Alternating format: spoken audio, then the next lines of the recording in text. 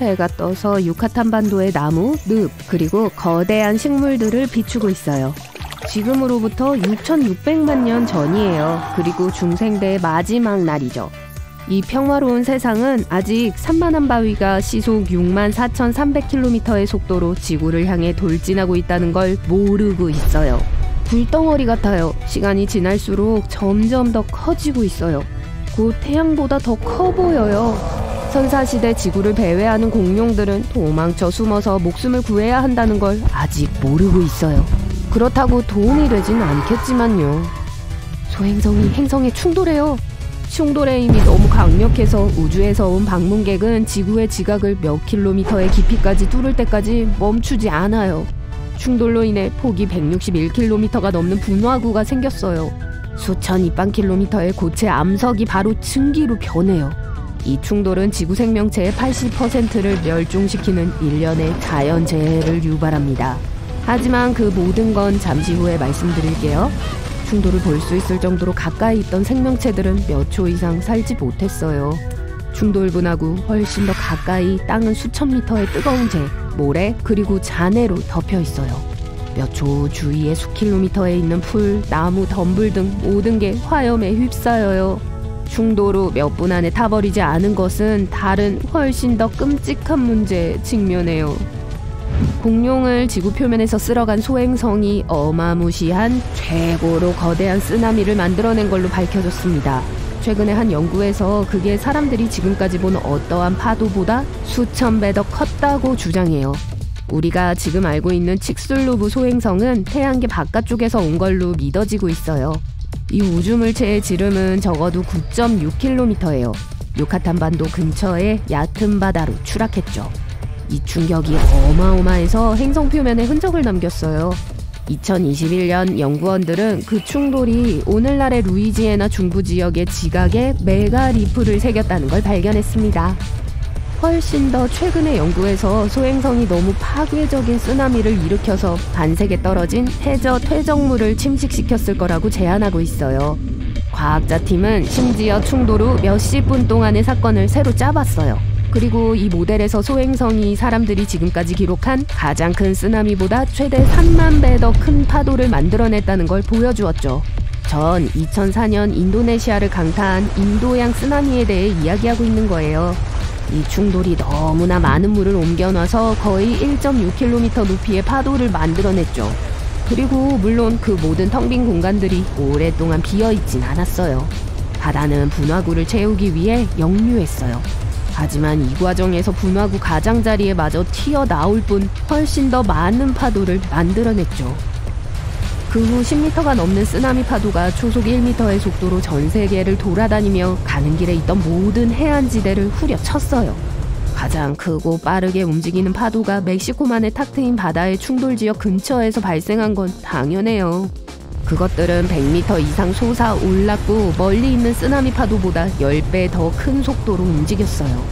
기록된 인류 역사상 가장 큰 쓰나미에 대해 이야기하자면 1883년 크라카타우의 화산 폭발은 언급할 만해요.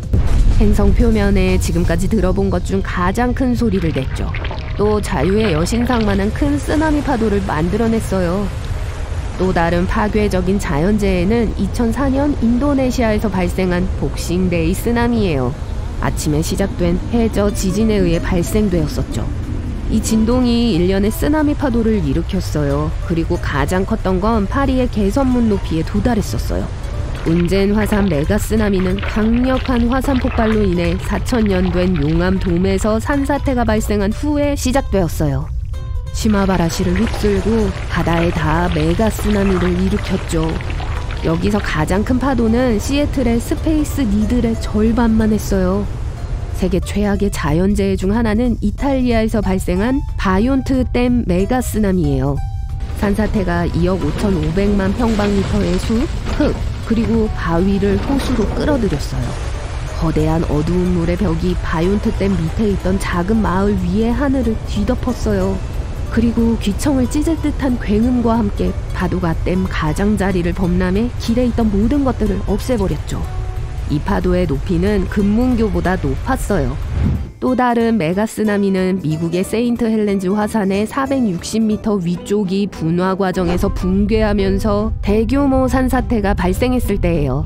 이 산사태의 일부가 스피릿 호수로 떨어졌죠. 이게 호수의 물을 에펠탑만큼 높은 일련의 파도들로 밀어냈어요. 이런 종류의 최악의 재난 중 하나는 1958년 알래스카의 리투야만에서 일어났습니다. 지진으로 인한 산사태가 지금까지 기록된 것 중 가장 큰 파도를 만들어냈어요. 육지 위로 밀려들어 나무, 식물, 그리고 흙을 바닥으로 씻어냈어요. 파도는 세계에서 가장 높은 건축물인 부르즈 칼리파 절반 이상에 도달했습니다. 그리고 물론 우리 역사상 가장 높은 쓰나미 파도를 이야기한다면 1946년 하와이에서 발생한 몰로카이 메가 쓰나미를 언급해야 해요. 동몰로카이 화산의 3분의 1이 한 몰에 태평양으로 무너져 내렸어요. 이게 세계에서 두 번째로 높은 빌딩인 상하이 타워의 크기인 약 610m의 쓰나미를 일으켰죠. 파도들이 너무 높고 강력해서 멕시코와 캘리포니아에도 닿았어요. 하지만 이 모든 재난들은 약 6,600만 년 전 유타카 반도를 강타한 쓰나미와 비교하면 무색할 정도예요. 어쨌든 충돌의 다른 결과로 돌아가 봅시다. 소행성이 우리 행성에 충돌한 직후 지진은 전에 없이 지구를 흔들어대기 시작했어요. 그 힘은 지난 2세기 동안 지구에서 일어난 모든 지진과 맞먹었어요. 만약 동시에 일어났다면 말이죠. 충돌 후 1시간도 채 지나지 않아 돌풍이 시속 1000km의 속도로 그 지역을 휩쓸었습니다. 아직 서 있던 모든 걸 납작하게 만들고 수 킬로미터에 걸쳐 파편을 뿌려댔죠. 직접적인 영향권에서 조금 더 벗어나면 하늘이 극적으로 어두워지기 시작해요. 별똥별처럼 보이는 게 사실 지구로 다시 내리던 파편이었어요. 불길한 붉은색으로 빛나며 지구 대기권에 재진입해 적외선을 방출했어요. 충돌 후 첫 몇 시간 동안 하늘이 거의 완전 어두웠어요. 나중에 아주 천천히 밝아지기 시작했죠. 다음 몇 년 동안 흐린 날과 황혼 사이에 무언가 같아 보였어요. 많은 식물들이 이 어둠과 햇빛의 부재에서 살아남지 못했어요. 지구상의 75% 이상의 종들이 곧 사라졌습니다. 화산재가 몇 달 동안 공기 중에 있었어요. 그래서 비가 오면 물의 산성이 강해진 거예요.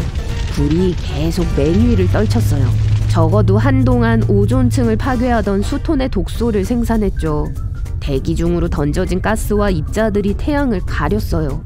이로 인해 기온이 15도 이상 곤두박질 쳤어요.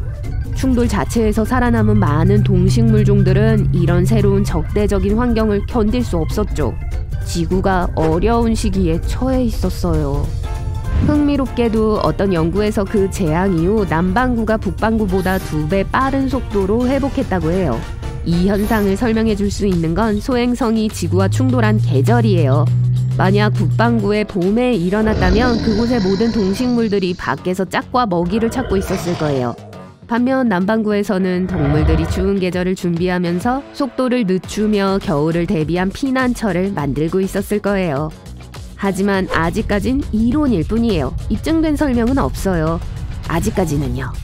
업데이트를 위해 이 채널을 계속 시청해주세요.